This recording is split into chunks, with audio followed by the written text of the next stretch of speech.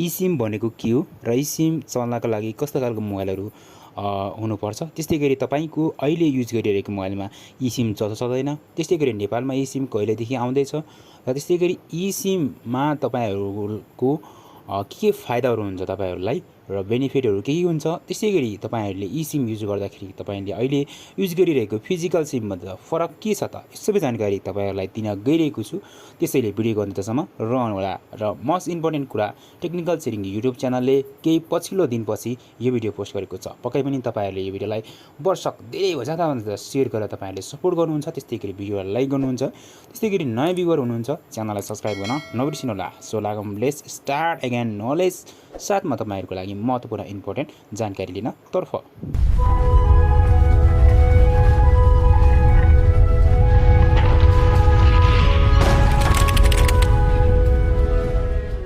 Welcome back. फेरि पनि ब्रेकपछि र साथीहरू, esim भनेको एउटा यस्तो खालको सिम हो जसलाई चाहिँ हामी इन्टरनेट टेक्नोलोजीसँगै हामी जोड्छौँ। यानि कि आइटीको टेक्नोलोजीको विकास सँगसँगै एउटा यस्तो खालको विकासले फर्को मार्यो। जस्तै पहिला हामीसँग ठुलो खालको सिमहरू हुन्थ्यो जुन चाहिँ तपाईँहरूले इम्पोर्ट गर्न पनि अलिकति गाह्रो अवस्था हुन्थ्यो। त्यस्तै गरी साथीहरू त्यस्तैमा छोटो सिम आयो, यानि कि माइक्रो सिम आयो। जुन माइक्रो सिम हामी सबैजनाले अहिले जुन स्क्रिन टच 4G वाला मोबाइलमा तपाईँहरू युज गर्दै हुनुहुन्छ, सकभर 5G वालामा पनि तपाईँहरू युज गर्दै हुनुहुन्छ होला। तर अहिले 5G भेरिएन्ट आएको छैन, भेरिएन्ट मात्रै आएको छ, 5G नेटवर्क आएको छैन। त्यही कारणले गर्दाखेरि तपाईँहरूले 5G फोनमा पनि आफ्नो लागि यो सिम नै राख्दै गरेको होला साथीहरू।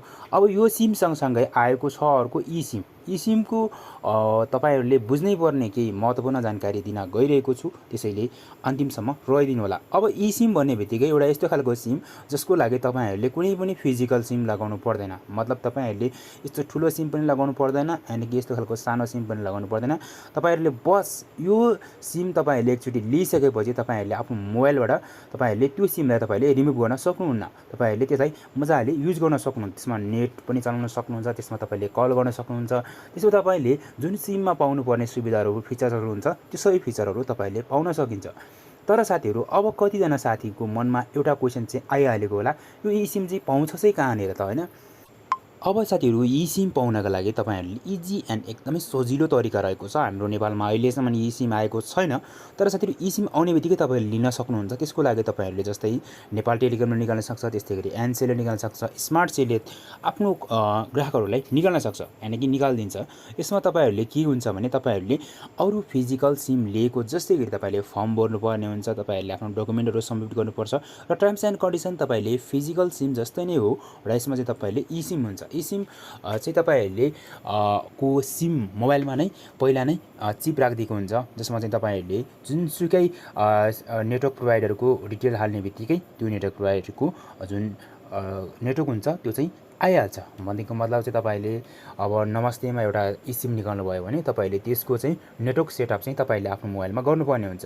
नेटवर्क सेटअप गर्ने बित्तिकै तपाईँको मोबाइलमा चाहिँ नेटवर्क आउन थाल्छ र यो चाहिँ एउटा ठुलो बेनिफिट भयो। त्यस्तै गरी अर्को ठुलो बेनिफिट पनि छ यसको। कतै तपाईँको फोन चोरी भयो अथवा केही भयो, हरायो, केही इनकेस कस्तै कुरा भयो भने तपाईँको अहिले चाहिँ यो सिम फिजिकल सिम छ, यो निकालिहाल्छ। र त्यसरी अब के हुन्छ भन्दाखेरि esim चाहिँ कुनै पनि हालतमा निकाल्न सकिँदैन। भनेको मतलब चाहिँ यो पहिला नै मोबाइलमा हुने भएको कारणले गर्दाखेरि, चिपमा सेट भएको हुने कारणले गर्दाखेरि यो चाहिँ कहिले पनि निकाल्न सक्दैन। अब साथीहरू, यसैमा कुरा आउँछ कि म अब नेपालभन्दा बाहिर जान्छु, विदेश जान्छु, यो अवस्थामा मैले यही esimलाई अरू ठाउँमा पनि युज गर्न सकिन्छ सकिँदैन। अब साथीहरू, यो चाहिँ कस्तो हुन्छ भने तपाईँले अहिले फिलहाल एनसेलमा तपाईँले esim लिनुभयो भने तपाईँले के हुन्छ भने तपाईँले विदेश जाँदै हुनुहुन्छ भने विदेशमा पनि पक्कै पनि यहाँ नेपालमा esim आउने बित्तिकै विदेशमा पनि esim आउँछ, त्यहाँ पनि तपाईँहरूले esim लिन सक्नुहुन्छ। यहाँको नेटवर्क चाहिँ गायब हुन्छ वहाँ गइसकेपछि, र उहाँको esim तपाईँले लिइसकेपछि तपाईँको सेम नै हुनेछ।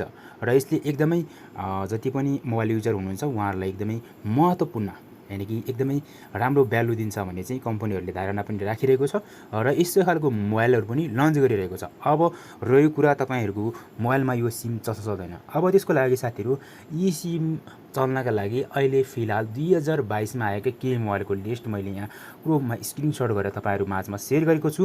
यो मध्ये तपाईँहरूको मोबाइल परेको छ भने तपाईँको मोबाइलमा पक्कै पनि esim सपोर्ट गर्छ। यदि तपाईँको मोबाइल यो मध्येमा परेको छैन भने पनि तपाईँहरू डोन्ट वरी, किनभने esim आउन अझै टाइम लाग्ने नै छ।